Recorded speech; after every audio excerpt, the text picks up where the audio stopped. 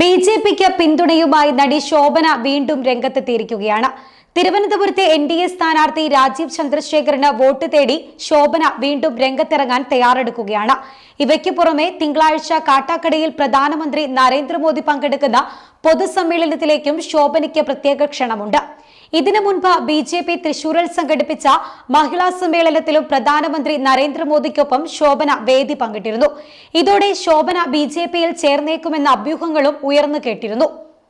എന്നാൽ രാഷ്ട്രീയ പ്രവേശനം സംബന്ധിച്ച മാധ്യമങ്ങളുടെ ചോദ്യത്തോട് ശോഭനയുടെ മറുപടി ഇങ്ങനെയായിരുന്നു: പ്രധാനമന്ത്രി നരേന്ദ്രമോദി പങ്കെടുക്കുന്ന പരിപാടിയിലേക്ക് ക്ഷണമുള്ളതിനാലാണ് താൻ തിരുവനന്തപുരത്തേക്ക് എത്തിയിരിക്കുന്നത്. രാജീവ് ചന്ദ്രശേഖറിന് പിന്തുണ നൽകുന്നു. ഞാൻ എന്റെ വീടും കൂടും വിട്ടല്ലേ വന്നത്. എന്താണ് അത് ഉദ്ദേശിക്കുന്നത് എന്ന് മനസ്സിലാകുന്നില്ലേ? പ്രസംഗിക്കാനല്ല, മലയാളം മര്യാദയ്ക്കൊന്ന് പഠിച്ചോട്ടെ. എന്റേതായ പ്രതീക്ഷകളും സ്വപ്നങ്ങളുമുള്ള ഒരു നടി മാത്രമാണ് ഞാൻ. ഇതായിരുന്നു ശോഭനയുടെ മാധ്യമപ്രവർത്തകരുടെ ചോദ്യങ്ങൾക്കുള്ള മറുപടി. കഴിഞ്ഞ തവണ തൃശൂരിൽ ബിജെപി സംഘടിപ്പിച്ച മഹിളാ സമ്മേളനത്തിൽ ശോഭനയുടെ സാന്നിധ്യം മറ്റ് രാഷ്ട്രീയ കക്ഷികളെ അടക്കം ഞെട്ടിച്ചിരുന്നു.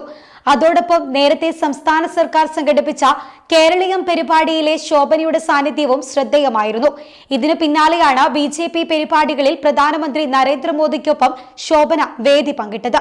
വനിതാ സംവരണ ബിൽ പാസാക്കിയ പ്രധാനമന്ത്രിക്ക് നന്ദി അറിയിച്ച ശോഭന മോദിക്കൊപ്പം വേദി പങ്കിടാൻ അവസരം കിട്ടിയതിൽ നന്ദിയും അറിയിച്ചിരുന്നു. തൃശൂരിൽ പ്രധാനമന്ത്രിക്കൊപ്പം വേദി പങ്കിട്ട ശോഭന ലോക്സഭാ തെരഞ്ഞെടുപ്പിൽ തിരുവനന്തപുരത്ത് ബിജെപിയുടെ സ്ഥാനാർത്ഥിയായേക്കുമെന്ന് ചർച്ചകളും ഉയർന്നു കേട്ടിരുന്നു. താരവുമായി ബിജെപി നേതാക്കൾ സംസാരിച്ചുവെന്നായിരുന്നു പുറത്തുവന്ന റിപ്പോർട്ടുകൾ. ആറ്റിങ്ങൽ, തിരുവനന്തപുരം ലോക്സഭാ മണ്ഡലങ്ങളിലെ സ്ഥാനാർത്ഥികളുടെ പ്രചാരണത്തിനായാണ് പ്രധാനമന്ത്രി നരേന്ദ്രമോദി തിങ്കളാഴ്ച കാട്ടാക്കടയിലെത്തുന്നത്. അവിടെ നടി ശോഭനയും വേദിയിലുണ്ടാകും. ഇരു മണ്ഡലങ്ങളിൽ നിന്നായി 1.5 ലക്ഷം പാർട്ടി പ്രവർത്തകരാണ് മോദി പങ്കെടുക്കുന്ന സമ്മേളനത്തിൽ പങ്കെടുക്കാനെത്തുക.